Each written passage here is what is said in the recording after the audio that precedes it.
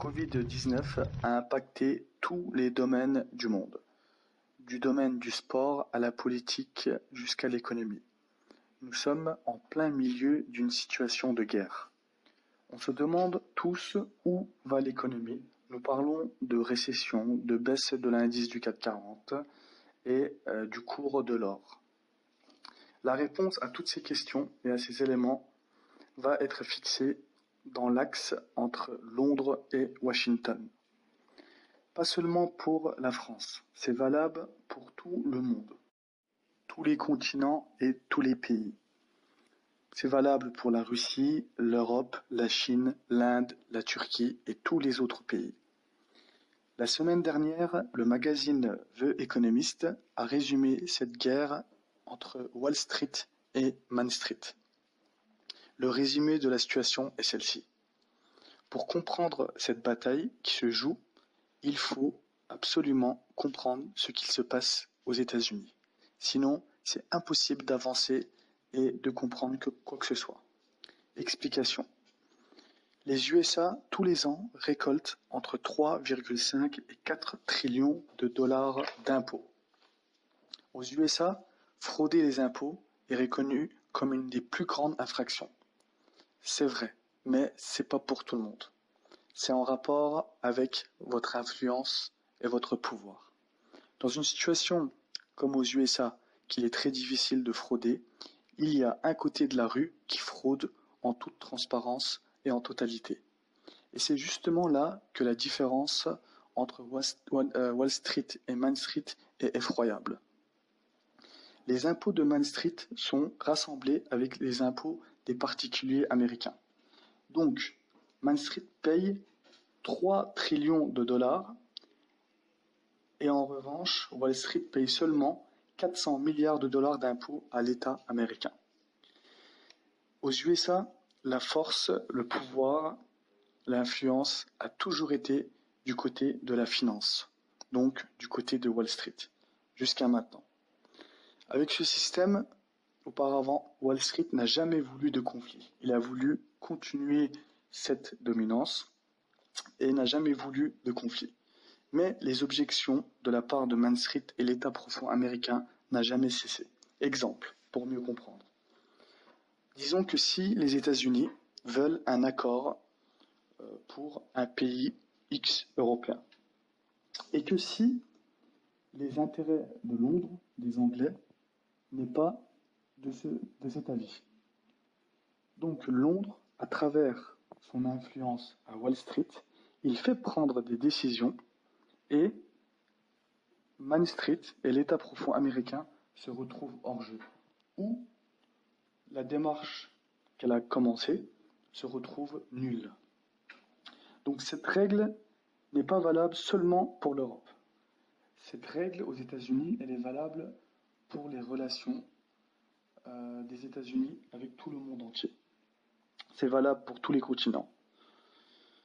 Donc, on peut dire que, vu cette situation, c'est comme si un tiers prenait une décision à votre place. Donc, que ce soit l'État profond américain, les travailleurs américains ou les Américains qui payent les impôts n'arrivent pas à dire leur dernier mot. Donc, le camp décisif a toujours été les Anglais. C'est eux qui ont toujours influencé la politique et le comportement, les relations des États-Unis avec d'autres pays. Voilà la raison qui se cache derrière la guerre du virus que nous entendons maintenant depuis 4-5 mois. C'est la vraie raison. Et bien sûr, pour avoir un changement, il faut créer un chaos. Dans le passé, le nouvel ordre mondial a toujours suivi un chaos ou une grande guerre.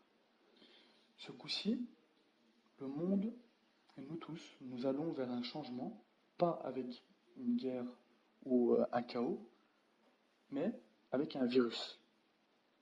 Le virus qui met le chaos pour arriver à un changement.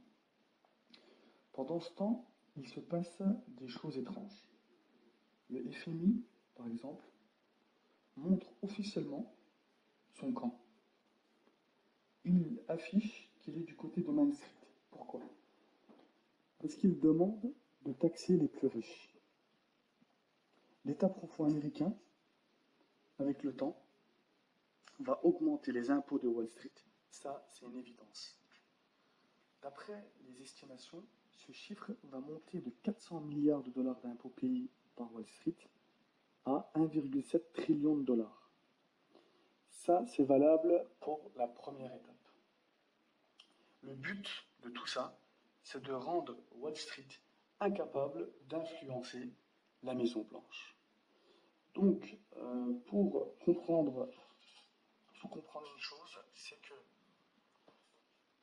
tous les pays du monde entier, que ce soit les dirigeants, les entreprises, les organisations, les assemblées, toutes les forces décisives dans tous les pays du monde entier se retrouvent obligés actuellement de faire un choix de camp, où ils vont afficher leur soutien du côté de Wall Street, donc de la finance internationale, ou ils vont afficher leur soutien du côté de l'État profond américain. Peu importe le choix qu'ils fassent, dans tous les cas, que ce soit d'un camp ou d'un autre, ils vont avoir des taxations, des attaques de l'autre camp. Car c'est vraiment une guerre, euh, on va dire, qui n'a pas eu lieu depuis 100 ans. Car la dernière confrontation que la finance internationale a eue, c'était durant la Première Guerre mondiale contre l'Empire ottoman. Depuis, aucun adversaire à la hauteur de la finance internationale a pu tenir tête à ce système financier. Mais aujourd'hui, le changement, c'est que cette finance internationale se trouve en face de lui un monstre qui s'appelle l'État profond américain. Après, que ce soit l'un ou l'autre, franchement, pour le monde, l'un c'est l'horreur, l'autre c'est le cauchemar. Peu importe qui gagne, dans tous les cas, les deux sont pas bénéfiques pour le monde. Mais voilà la situation qu'on est actuellement. Merci de m'avoir écouté et à bientôt dans une nouvelle vidéo. Le Covid-19 a impacté tous les domaines du monde, du domaine du sport à la politique